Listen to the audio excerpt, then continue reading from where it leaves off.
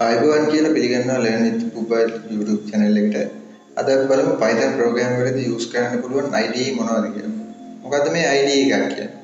IDE කියන අකුරු තුනේ තේරුම තමයි Integrated Development Environment. ඒ කියන්නේ software එක develop කරන්න අවශ්‍ය පහසුකම් සපයන තවත් software එකක්.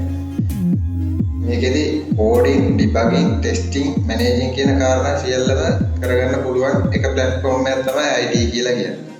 හරි. අපි දැන් බලමු අපිට යූස් කරන්න පුළුවන් IDE කීපයක් ගැන. එකක් PyCharm. මේ IDE එක ඩෙවලොප් කරලා තියෙන්නේ JetBrains කියන ආයතනයේ. දෙවෙනියට මම ගත්තේ VS Code නැත්නම් Visual Studio Code. මේ IDE එක ඩෙවලොප් කරලා තියෙන්නේ Microsoft සමාගම. තුන Jupyter Notebook. හතර Spider. 5 Sublime Text 6 Atom කියන IDE අපිට යූස් කරන්න පුළුවන් මේ Python program වලදී. මේට අමතරව තව ගොඩක් IDE ಜಾති තියෙනවා. දැන් එනවා නේද පොඩි ප්‍රශ්නයක් මේ IDE වල ගොඩක් තියෙනවා. මොකද්ද මේ වගේ හොඳම IDE එක මේ Python programming වලට කියලා.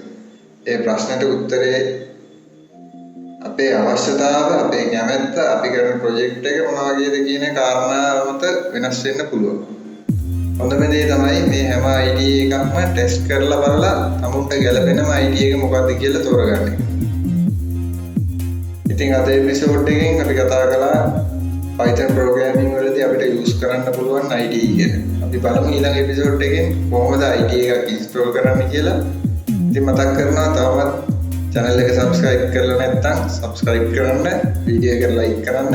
මේ කියපු දේවල් වලට අමතරව තවත් කරුණු එකතු වෙන්න ඕන නම් comment section එකේ දාන්න. ඒ වගේම මේ video එක තවත් අයට බලන්න share කරන්න අමතක කරන්න එපා. ඊළඟ හමු වෙමු තවත් අලුත් episode එකකින්.